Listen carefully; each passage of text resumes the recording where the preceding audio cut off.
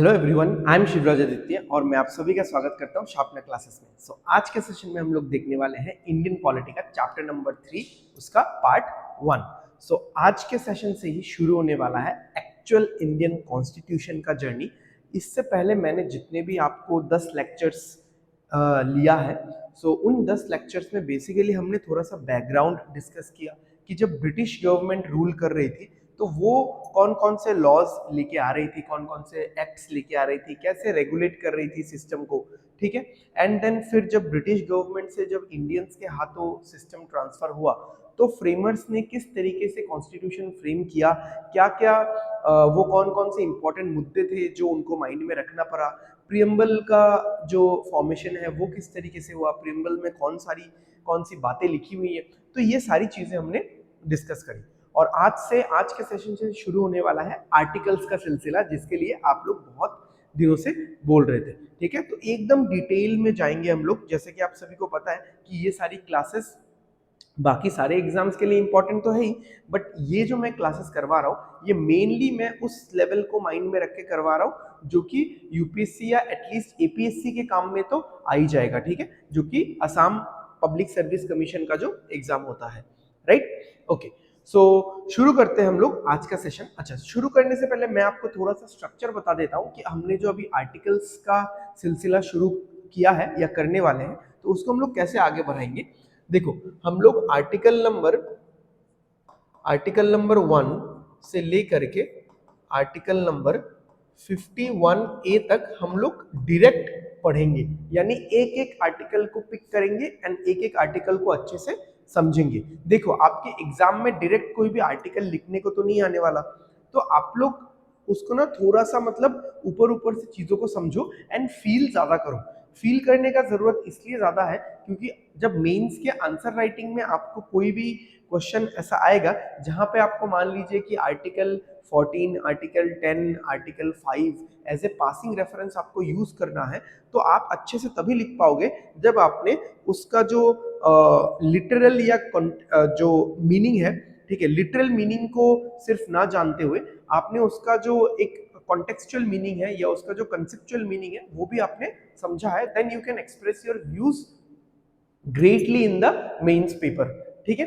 तो हम लोग इस तरीके से पढ़ेंगे एंड उसके बाद के 51 के बाद के जितने भी आर्टिकल्स है उनको हम लोग डायरेक्टली एक एक आर्टिकल्स करके नहीं पढ़ेंगे। हम लोग एग्जाम पॉइंट ऑफ व्यू से जो जो हेडिंग्स या जो जो सेगमेंट्स इंपॉर्टेंट है, जैसे मान लीजिए प्रेसिडेंट ऑफ इंडिया, फिर काउंसिल ऑफ मिनिस्टर्स, फिर मान लीजिए जितने भी अमेंडमेंट्स है उनको देखेंगे, फिर जो अमेंडमेंट्स है वो कितने टाइप्स से कॉन्स्टिट्यूशन में कराया जा सकता है, फिर parliament, upper house, lower house, ये सारी चीजें हम लोग एकदम सेगमेंट वाइज अलग अलग करके देखेंगे, ठीक है। बिना देरी के शुरू करते हैं आज का सेशन। ओके, आर्टिकल 1 से लेके हम लोग 4 तक देखेंगे, ठीक है। ओके, चलो देखते हैं आर्टिकल 1 क्या बोलता है। Article 1 describes India that is Bharat as a union of states rather than federation of states. This provision deals with two things: name of the country and type of polity, ठीक है। अच्छा, सबसे पहले तो आप नाम के बारे में सुन लो कि हमारे देश को या तो आप इंडिया बोल सकते हो या भारत बोल सकते हो। आप इतना ये सारा चीज भूल जाओ कि मूवीज में क्या चल रहा है, वेब सीरीज वगैरह में क्या चल रहा है, ठीक है, और पॉलिटिकल गेम क्या चल रहा है। कॉन्स्टिट्यूशन क्या बोलता है हमारा, ठीक है, कॉन्स्टिट्यूशन ये बोलता है कि हमारे देश को इंडिया या भारत के नाम से जाया जा सकता है, ठीक है। ओके, तो अभी जैसे आप कुछ टाइम पहले भी आपने सुना होगा कि इंडिया को भारत बोलने को लेके, इंडिया को जो हम लोग भारत बोलते हैं, ठीक है, या बहुत लोगों ने बोला, तो उसको लेके भी बहुत एक बहस छिड़ गई थी। बट ये अनकॉन्स्टिट्यूशनल थोड़ी ना है, ये तो कॉन्स्टिट्यूशन में लिखा गया है, तो हम लोग अपने देश को इन दोनों वर्ड्स का यूज करके पुकार सकते हैं, राइट। ओके, अब आते हैं, अब इस चीज को समझते हैं कि टाइप ऑफ पॉलिटी जो है कि union of states rather than federation of states. अब मतलब क्या है कि हमारा देश क्या है, यूनियन ऑफ स्टेट्स है।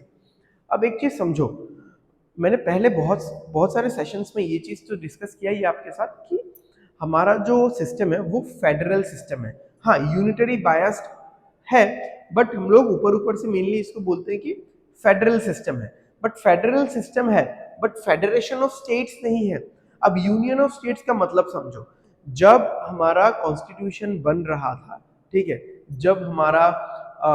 जब हमारे देश को इंडिपेंडेंस मिल रही थी, तब फ्रीमर्स ने या जो टॉप फ्रीडम फाइटर्स थे या लीडर्स जो थे, पॉलिटिकल लीडर्स थे, उन्होंने किस तरीके से इस चीज को किया कि पहले उन्होंने एक आउटलाइन बनाया। पहले उन्होंने एक आउटलाइन बनाया कि ये होगा हमारे देश का नक्शा, ठीक है, इतना होगा एरिया। अब कितना एरिया किसको मिलेगा ये सेंटर डिसाइड करेगी, ठीक है। अब मान लो कि तमिलनाडु को इतना हिस्सा मिलेगा, केरला को इतना हिस्सा मिलेगा, पंजाब को इतना हिस्सा मिलेगा, राजस्थान को इतना हिस्सा मिलेगा। ये कौन डिसाइड करेगी? सेंटर डिसाइड करेगी, राइट? ओके। अब फेडरेशन क्या है? अब यूएसए का आप एग्जांपल, अच्छा, अब इस अप्रोच को बोला जाता है टॉप टू बॉटम अप्रोच, ठीक है, इसको बोला जाता है टॉप टू बॉटम अप्रोच, ठीक है, ओके। अब यूएसए में क्या होता है? यूएसए में क्या हुआ कि बहुत सारे कुछ कुछ स्टेट्स एक दिन मिल गए शाम को एंड चाय वाय पीने लगे। वैसे चाय तो नहीं, वो लोग तो बियर पियेंगे, ठीक है, चाय कौन नहीं पिएगा। तो एंड देन ये सब पीते पीते उन्होंने बोला कि चलो भाई एक सेंटर बनाते हैं, हम लोग जुड़ जाते हैं सब लोग मिलके एंड सेंटर बनाते हैं। फिर बोला अरे यार सेंटर बनाएंगे तो सेंटर को पावर देना पड़ेगा, सेंटर का कॉन्स्टिट्यूशन होगा। तो फिर स्टेट्स ने बोला कि तो क्या हो गया, कॉन्स्टिट्यूशन अपना भी होगा, ठीक है। फिर ये ख्याल आया अरे सेंटर बनाएंगे तो सेंटर का एक अलग सिटीजनशिप होगा। हाँ, तो क्या हो गया, अपना भी अलग सिटीजनशिप होगा।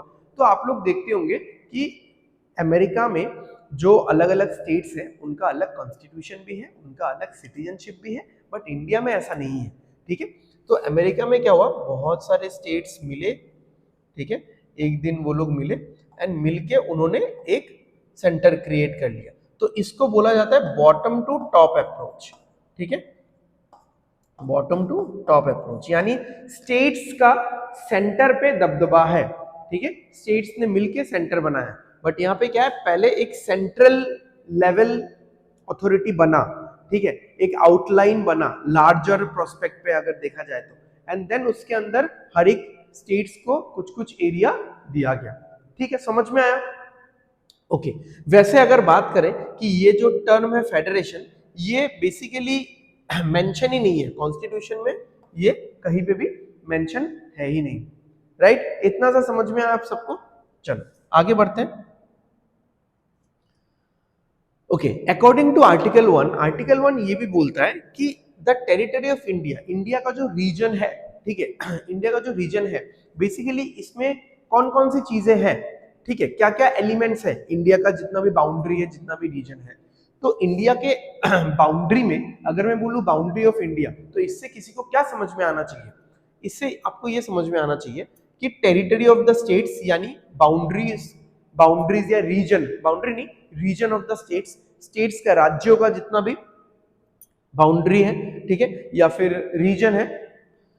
यूनियन टेरिटरीज, यूटीज है, आपको पता है हमारे देश में यूनियन टेरिटरीज है, ठीक है, तो यूटीज का जितना भी टेरिटरी है या रीजन है जो भी है, ठीक है, and territories that may be acquired by the government of India at any time, ठीक है। तो सारे राज्यों को मिला के, सारे यूनियन टेरिटरीज को मिला के हम लोग उसको टेरिटरी ऑफ इंडिया बोलेंगे। एंड साथ में और किस चीज को मिलाएंगे, अगर गवर्नमेंट ऑफ इंडिया ने कोई और टेरिटरी एक्वायर किया है, तो क्या ऐसा किया है? हाँ, बहुत सारा ऐसा एग्जांपल है, जैसे दादरा एंड नगर हवेली, आप यहाँ पे देख लो, दादरा एंड नगर हवेली, अभी तो कुछ सालों पहले इसको दमन एंड दीव के साथ मर्ज कर दिया गया था, बट दादरा एंड नगर हवेली को इंडिया ने एक्वायर किया है। ऐसा बहुत सारा एग्जांपल है, आप लोग मुझे कमेंट्स में लिखना। सिक्किम है, सिक्किम में जो मोनार्की थी, ठीक है, उसको हटा के सिक्किम को एक्वायर किया गया है, ठीक है, अंडर 36 अमेंडमेंट एक्ट सिक्किम को स्टेटहुड मिला, ठीक है, ओके। तो आप लोग और भी दो चार एग्जांपल मुझे कमेंट्स में दीजिएगा कि ऐसे कौन से रीजन है, कि कौन कौन से टेरिटरीज है जिनको इंडिया ने एक्वायर किया है, राइट? अच्छा, इस पे थोड़ा सा देख लेते हैं कि इंडिया अच्छा, बीइंग ए सोवरेन स्टेट माने सोवरेन का आपको पता है, ठीक है, जो खुद के डिसीजंस खुद लेती है। Being a sovereign state, India can acquire foreign territories, बाहर के टेरिटरीज भी एक्वायर कर सकती है, according to the modes recognised by international law, ठीक है।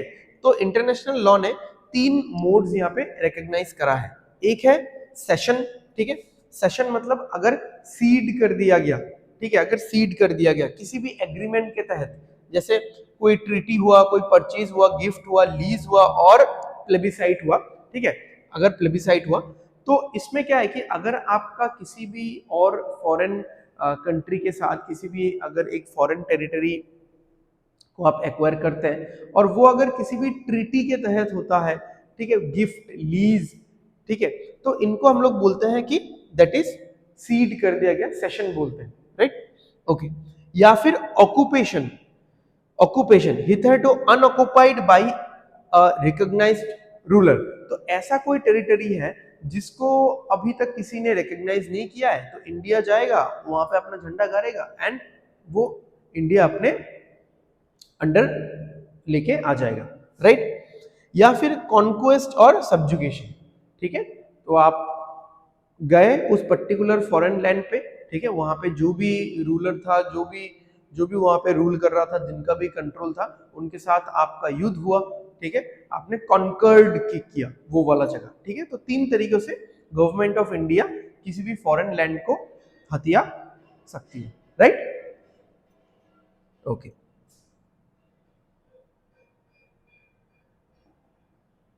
नेक्स्ट आर्टिकल 2, ठीक है, आर्टिकल 2, आर्टिकल 1 हमारा ऑलमोस्ट हो चुका है, ठीक है, आर्टिकल 2। अच्छा, यहां पे एक चीज मैं मेंशन करना चाहता हूं, जैसे चलो ये एग्जांपल मैं बाद में बता दूंगा आपको, चलो आर्टिकल 2 में ही बता दूंगा, 2-3 में ये एग्जांपल आ जाएगा। Article 2 empowers the parliament to admit into the union of India or establish new states on such terms and conditions as it thinks fit, ठीक है। तो नए स्टेट्स को, नए स्टेट्स का जो लिस्ट है उनको उसको इंक्रीज या डिक्रीज, आई मीन इंक्रीज ही होगा, डिक्रीज तो नहीं होगा, इंक्रीज किया जा सकता है।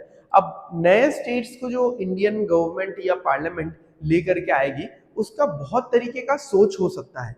कैसे, आप समझो, article 2 grants 2 powers to the parliament. पहला, the power to admit into union of state, union of India new states, ठीक है, the power to establish new states. अब इन दोनों न्यू स्टेट्स में फर्क है, ठीक है, तो इन दोनों न्यू स्टेट्स में फर्क है। क्या फर्क है? नए स्टेट्स आप यूनियन ऑफ इंडिया में लेके आ सकते हो, ठीक है, बट आर्टिकल 2 एक अलग किस्म के नए स्टेट्स के बारे में बात करता है। सबसे पहले समझो, इस लाइन को समझ लो। Article 2 relates to the, article 2 relates to the admission or establishment of new states that are not part of the Union of India।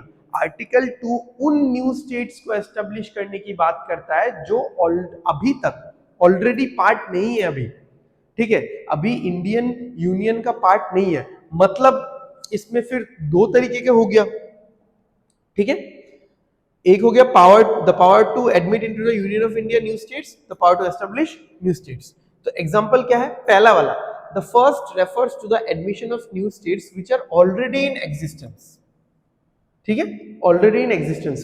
पहले आप समझो, मैं आपको बोलता हूं, हाँ, आर्टिकल 2 में उन न्यू स्टेट्स के बारे में बात किया गया है जो अभी फिलहाल यूनियन ऑफ इंडिया का पार्ट नहीं है, ठीक है, ओके।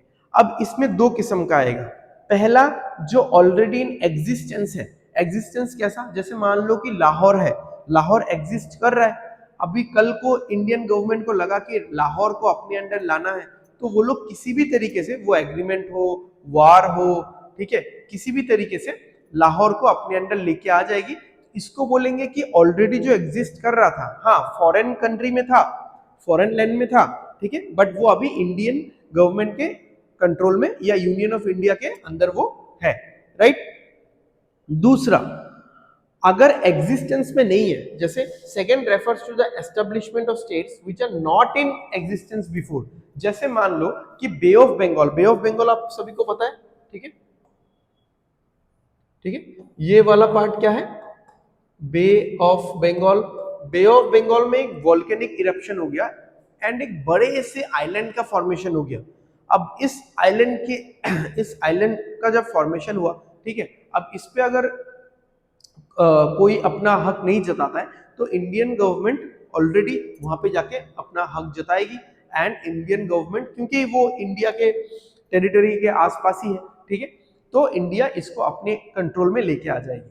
अब ये देखो, अब जो लाहौर वाला एग्जाम्पल था और ये वाला एग्जाम्पल था, ये दोनों ही क्या है, इंडियन यूनियन का फिलहाल पार्ट नहीं है, ठीक है, but Indian government article 2 Indian government को ये या इंडियन पार्लियामेंट को ये पावर देता है कि आप इस तरीके से न्यू स्टेट्स का क्रिएशन फॉर्मेशन कर सकते हो, न्यू स्टेट्स का एडिशन अपने लिस्ट में कर सकते हो।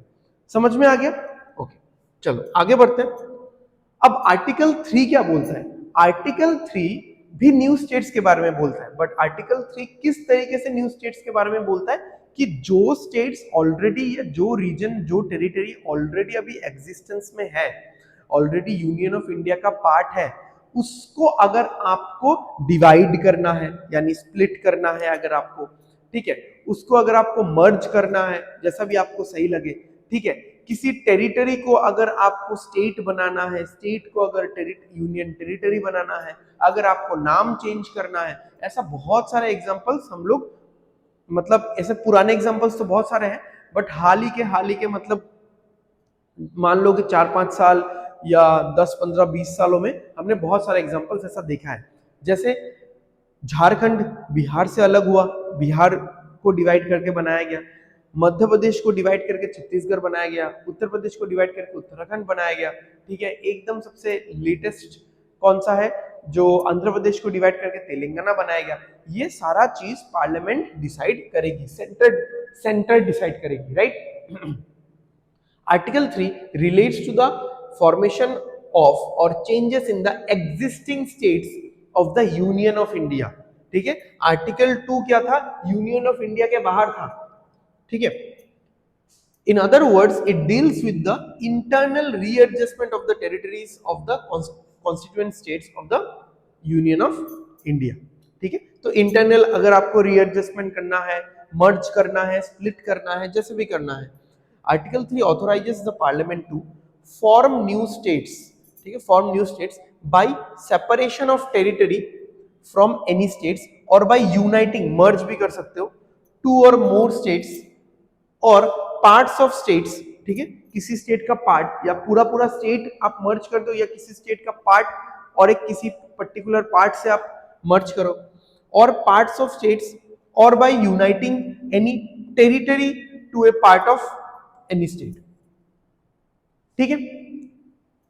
तो पार्लियामेंट हमको, जैसे मैंने ऑलरेडी एक्सप्लेन कर दिया, पार्लियामेंट हमको इस पर्टिकुलर चीज का पावर देता है अंडर आर्टिकल नंबर 3, ठीक है। पार्लियामेंट नहीं देता, आई मीन आर्टिकल 3 पार्लियामेंट को ये पावर देता है,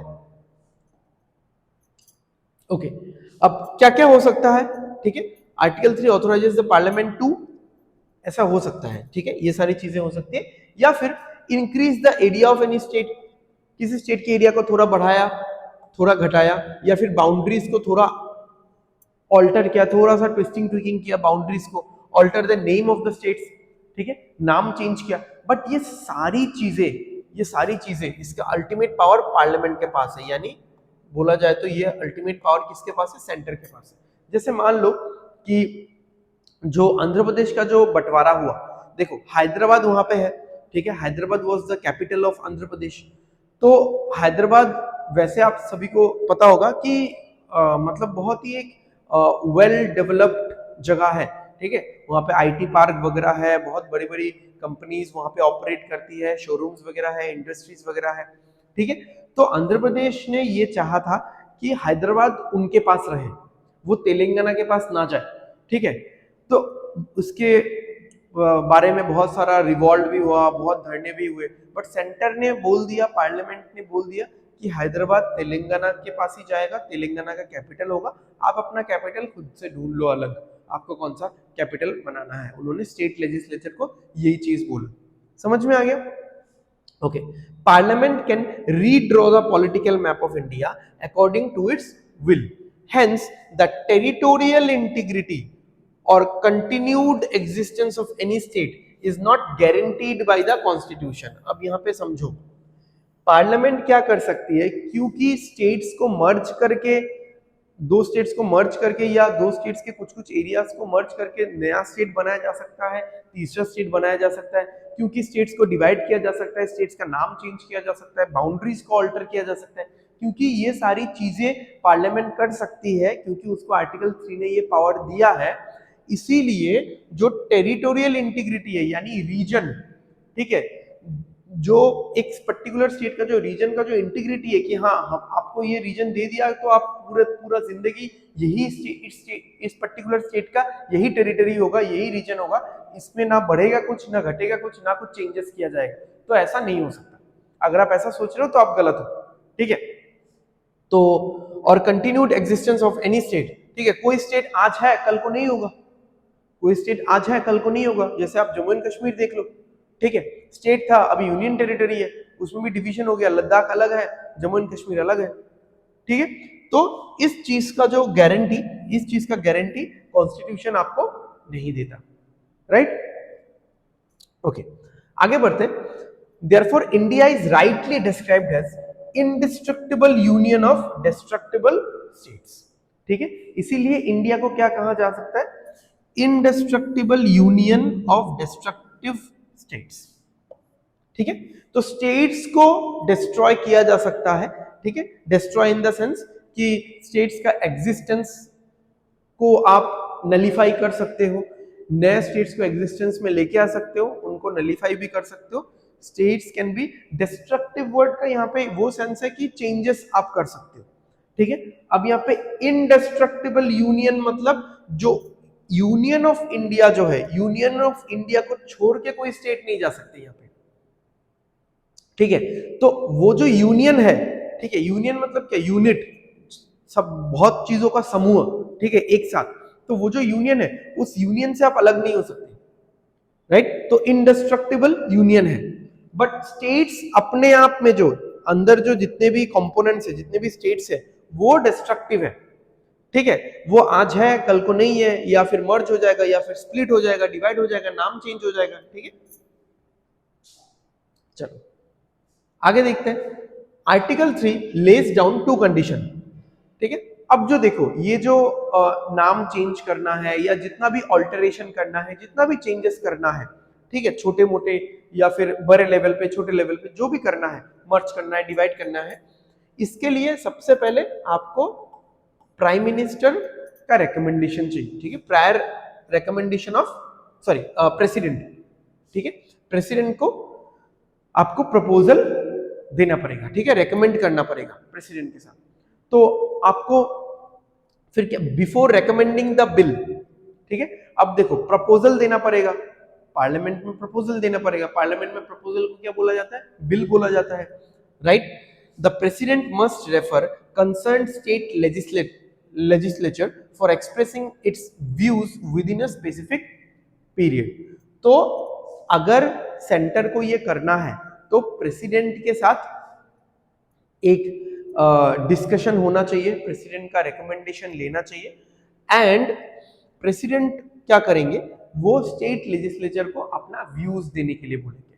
बट यहाँ पे एक चीज समझो, स्टेट लेजिस्लेचर अपना व्यूज तो देगा, ठीक है, बट स्टेट लेजिस्लेचर जो अपना व्यूज देगा, these views are not binding on the president or on the parliament, not binding, ठीक है। वो लोग अपना सजेशन दे सकते हैं कि चलो इस चीज को कर रहे हो ऐसा कर लो, इस चीज को ऐसे करने से फिर नहीं होगा। इसी का मैंने एग्जांपल आपको बताया कि स्टेट लेजिस्लेचर ने ये पहले बोला था कि हैदराबाद आंध्र प्रदेश में रहना चाहिए, तेलंगाना का एक अलग कैपिटल हो जाए, बट सेंटर ने बोला नहीं, ऐसा नहीं होने वाला, ठीक है। अभी आप लोग सिंपल समझो, ठीक है, जैसे आप लोग जो लोग भी अभी वीडियो देख रहे हो, घर पे तो आपकी इतनी चलती हुई है नहीं, ठीक है। तो अभी मान लो डिसाइड हुआ कि फैमिली वेकेशन पे जाना है, तो कहाँ जाना है, तो दादाजी बैठे सबसे head of the department, head of the house, ठीक है। तो सब लोग अपना व्यूज दे रहे हैं और आपने 1 घंटे का अंडमान एंड निकोबार आइलैंड्स पे अपना लेक्चर दे दिया, ठीक है, चलो वहां चलते हैं, बहुत एक्सोटिक है, बहुत सही जगह है, मस्त है, एकदम समंदर वगैरह है, ठीक है, बोल दिया। एंड देन फिर दादाजी ने क्या बोला, हम लोग तिरुपति चलेंगे, ठीक है। और दादाजी फिर बोलेंगे हम पूछ नहीं रहे, हम बता रहे हैं भाई, ठीक है। तो वो है सेंटर, ठीक है, हम है स्टेट लेजिस्लेचर। तो हमसे व्यूज तो लिया गया, बट वो हमारा जो व्यूज है वो माने नहीं माने वो उनके ऊपर है। समझ में आ गया? चलो आगे बढ़ते हैं हम लोग, आर्टिकल 4 पे आते हैं, ठीक है। आर्टिकल 4 क्या बोलता है? Article 4 itself declares that laws made for admission or establishment of new states under Article 2 and ये जो लॉज बनाए गए आर्टिकल 2 में, ठीक है, formation of new states and alteration of areas boundaries और names of existing states are not to be considered as amendments of the constitution under article 368।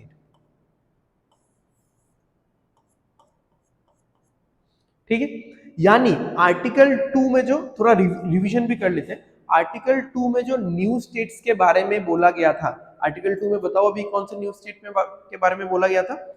उन new states के बारे में बोला गया था जो इंडिया के पार्ट नहीं है।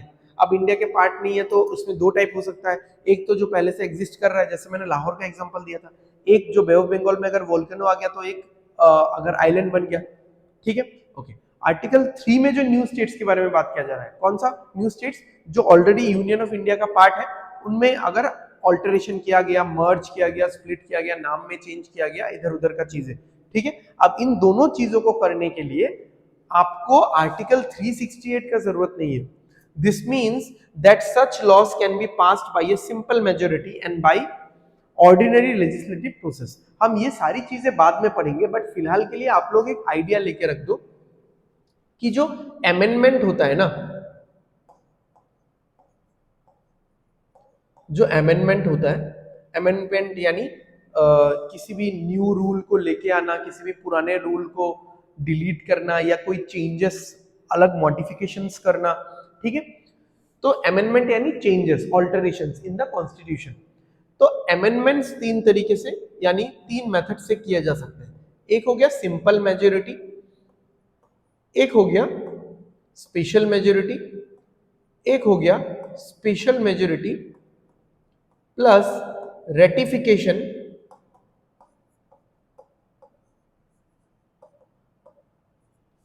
Bye half of states, bye half of the states.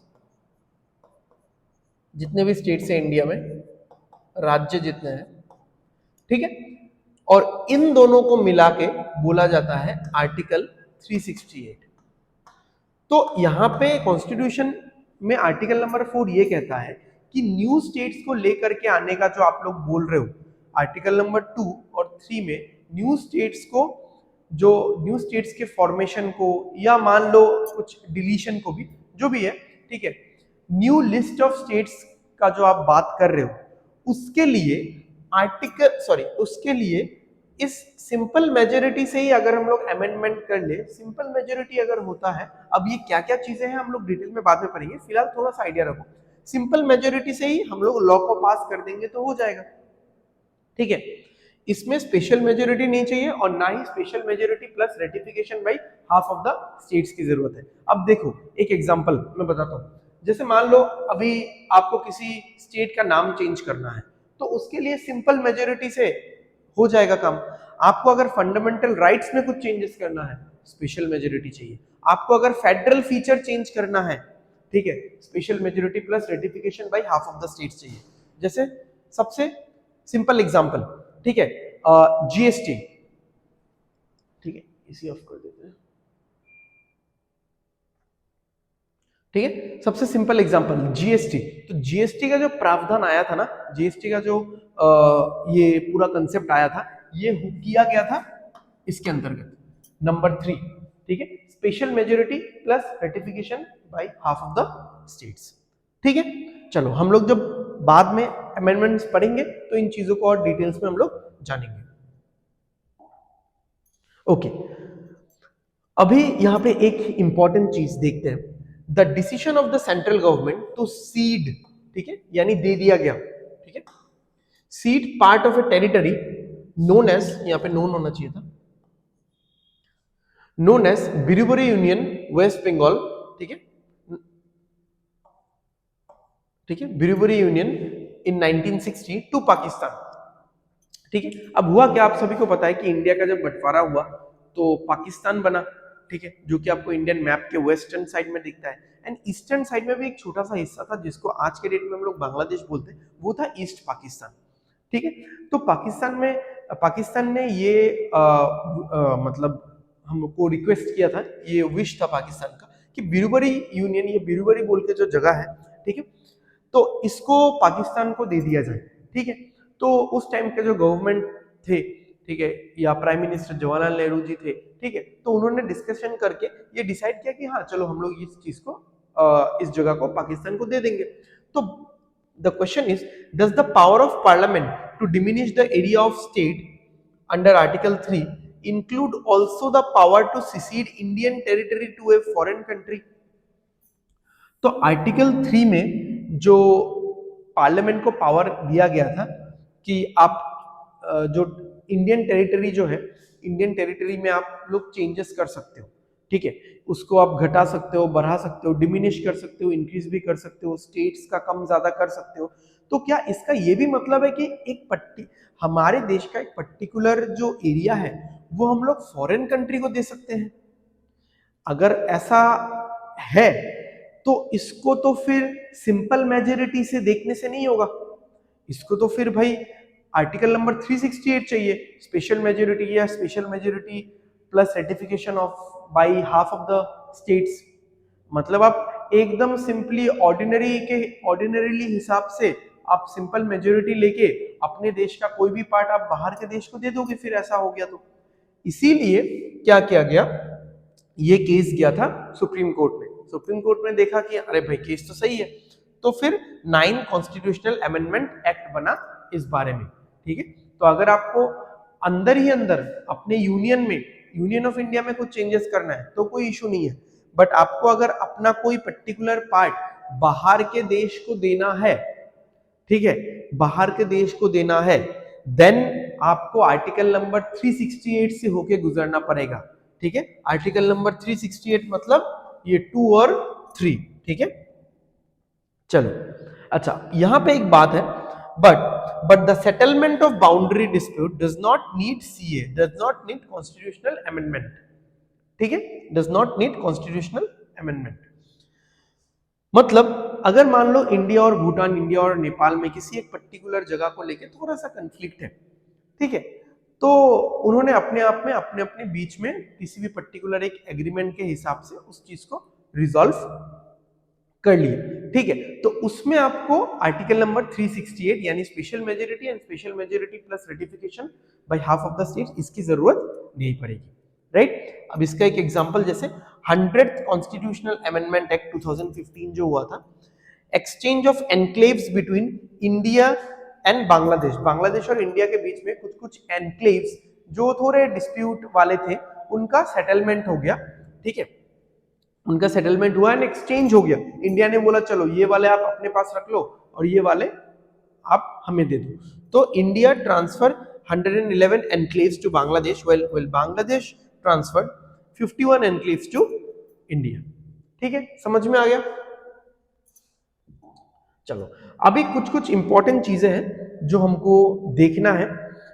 देखो जब कॉन्स्टिट्यूशन बन रहा था, ठीक है, या इंडिया को जब इंडिपेंडेंस मिला, एक चीज आप हमेशा याद रखो, जब हिस्ट्री में ऐसा कोई चीज जब भी होता है ना कि एक पर्टिकुलर कोई इवेंट हुआ, अब वो उसके बाद से ना स्टैंडर्ड बन जाता है, फिर लोग उसी का पीछा करते हैं। जैसे इंडिया और पाकिस्तान का जो बंटवारा हुआ था किस बेसिस पे हुआ था? रिलीजन के बेसिस पे हुआ था। तो लोगों ने उस चीज को स्टैंडर्ड बना लिया, लोगों ने सोचा रिलीजन के बेसिस पे हुआ है तो लैंग्वेज के बेसिस पे क्यों नहीं हो सकता।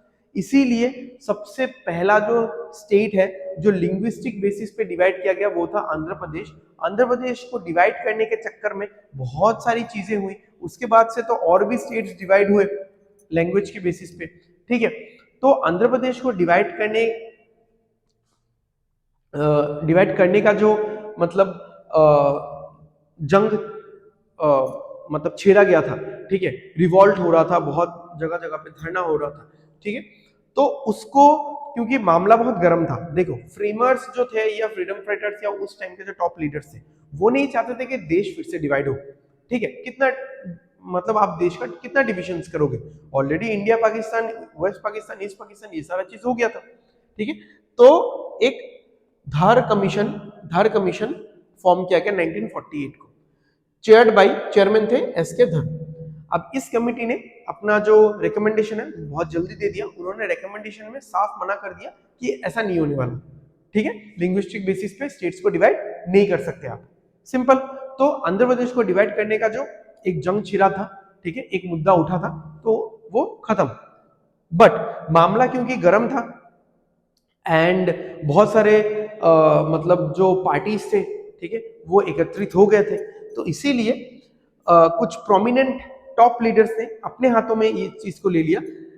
जवाहरलाल नेहरू जी, सरदार वल्लभ भाई पटेल एंड पी सीतारामैया, ठीक है। तो JVP कमेटी बनाया गया 1949 में, ठीक है। एंड साथ में ये भी आप देखो कि prolonged popular agitation and death of potty Sriramulu, ठीक है, वो कांग्रेस के एक लीडर थे आंध्र प्रदेश से। सो इन सब के चलते मामला बहुत गर्मा गया, तो इसीलिए अक्टूबर 1953 को Andhra Pradesh first linguistic state उसको बनाया गया, ठीक है। तो अब क्योंकि अब ये स्टैंडर्ड बन चुका था, ठीक है, पहले था इंडिया और पाकिस्तान का division, that was the standard, उसी को लोग फॉलो कर रहे थे। अब बन गया था ये स्टैंडर्ड, अब इसी को पूरा कंट्री फॉलो कर रही है। उसके बाद तो न जाने कितने कितने स्टेट्स का डिवीजन हुआ, ठीक है। तो क्या अब बात यह है कि स्टेट्स का डिवीजन लिंग्विस्टिक बेसिस पे करना, ठीक है, क्या सही है? ठीक है, देखो अगर मेंस में कभी भी इस तरीके का क्वेश्चन आता है तो आपको कभी भी इसके फेवर में आंसर नहीं देना है, ठीक है। हम लोग एक चीज यहां पे समझेंगे। उसके बाद फिर से बनाया गया फजल अली कमीशन, ठीक है, फजल अली, पन्निकर, एचएन कुजरल, ठीक है। तो फजल अली कमीशन ने ये बोला कि लिंग्विस्टिक एंड कल्चरल होमोजेनिटी होना चाहिए, इसके बेसिस पे अगर डिवीजन हो रहा है तो कोई इश्यू तो है नहीं, बट फर्स्ट प्रायोरिटी जो होगा, फर्स्ट प्रायोरिटी होना चाहिए financial, economic and administrative consideration, कि उस स्टेट का फिनेंशियल कंडीशन, इकोनॉमिक कंडीशन, उस स्टेट का जो एडमिनिस्ट्रेशन क्या इतना स्ट्रांग है कि इंडिपेंडेंटली वो प्रोसेस कर सकता है, इंडिपेंडेंटली पूरा सिस्टम चल सकता है उस स्टेट में। अगर ऐसा है तो फिर हम इस चीज को कंसीडर करेंगे। तो देखो फजल अली जो थे वो बहुत ही एक्सपीरियंस लीडर थे, उन्होंने एक मिडिल पाथ रखा, ठीक है। एंड आप देखोगे हिस्ट्री में जितने भी पॉपुलर लीडर्स थे, जितने भी मेनली पॉलिटिकल लीडर्स थे, वो लोग हमेशा मिडिल पाथ रखते थे, ठीक है, एक्सट्रीम नहीं जाते थे वो लोग, ठीक है। अगर आपको सक्सेसफुल होना है तो मिडिल पाथ फॉलो ही करना पड़ेगा। Abolition classification, abolition of classification of four fold, ठीक है। तो आपको इतनी जानने की जरूरत नहीं है, मैं बाद में आपको बता दूंगा। फोर फोल्ड क्लासिफिकेशन किया गया था, part A, part B, part C, part D में कुछ स्टेट्स और टेरिटरीज को मार्किंग किया गया था। तो इसको पहले आप एबोलिश करो, ऐसा करके कोई सिस्टम, ऐसा करके कोई क्लासिफिकेशन नहीं होगा, ठीक है। तो फिर क्या आया, states reorganisation act 1956, seventh constitutional amendment act 1956, Jammu and Kashmir reorganisation act 2019। अभी क्या है, यूटी, जम्मू एंड कश्मीर और लद्दाख, हमारे पास 28 स्टेट्स है और 8 यूनियन टेरिटरीज है। अभी प्रेजेंट कंडीशन क्या है, हमारे पास 28 स्टेट्स है और 8 यूनियन टेरिटरीज है, ठीक है। तो फजल अली कमीशन ने जो अपना रिकमेंडेशंस दिया उसके बेसिस पे स्टेट्स रीऑर्गेनाइजेशन एक्ट 1956 का फॉर्मेशन हुआ, ठीक है, जिसमें ये सारे इनपुट्स को अभी कंसीडर किया जाता है। ऐसा नहीं कि सिर्फ लिंग्विस्टिक बेसिस पे धड़ल्ले से हम लोग स्टेट्स को डिवाइड करते रहे। अगर ऐसा शुरू हो गया तब तो आपको पता ही है कि इंडिया में डाइवर्सिटी कितना है, हर 10-15 किलोमीटर पे आपको एक नया स्टेट दिख जाएगा, ठीक है। तो चलो आगे बढ़ते हैं हम लोग, ठीक है।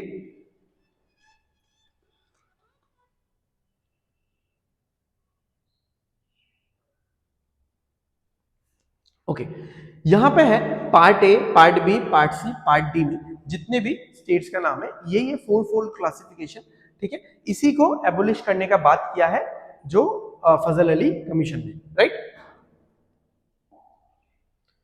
ओके, अब यहाँ पे एक इंपॉर्टेंट चीज, ठीक है, यहाँ पे एक इंपॉर्टेंट चीज हमको ये समझना है कि union of India and territory of India में क्या अंतर है, ठीक है। अब देखो, union of India stands for the states that share federal powers with the union government.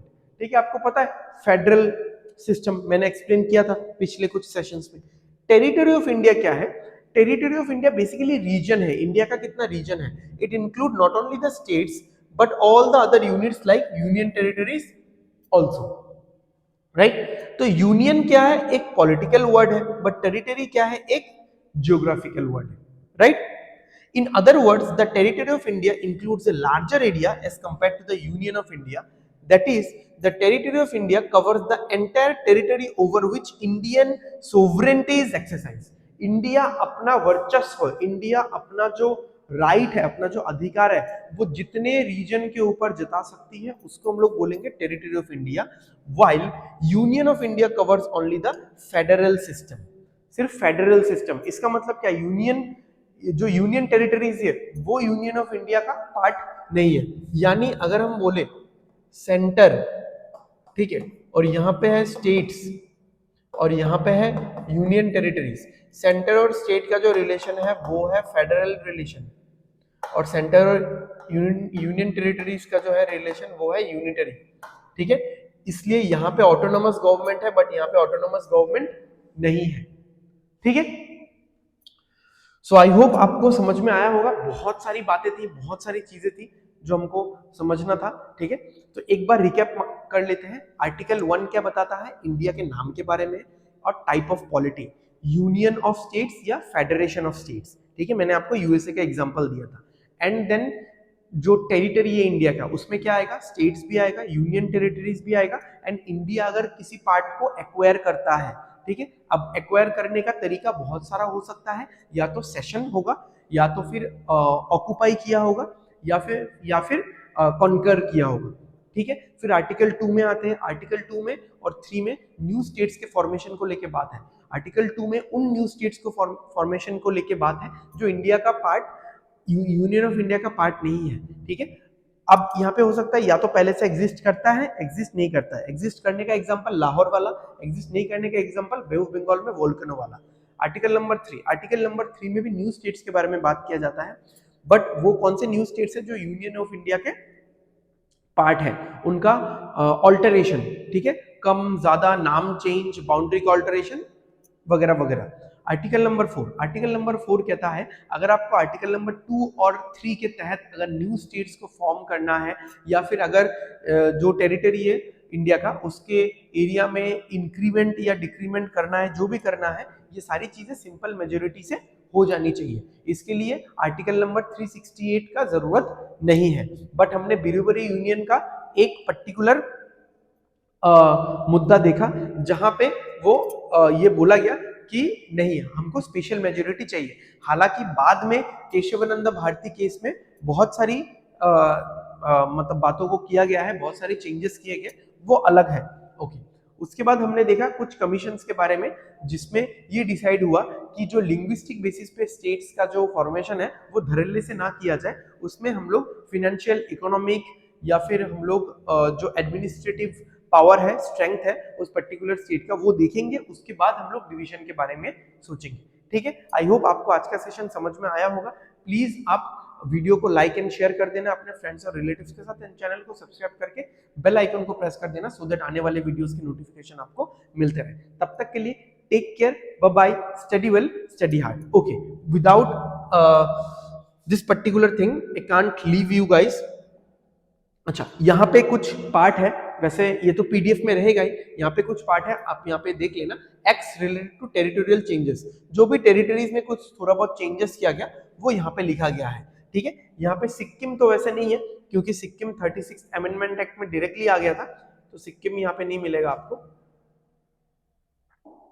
ठीक है, चलो, thank you everyone, signing off.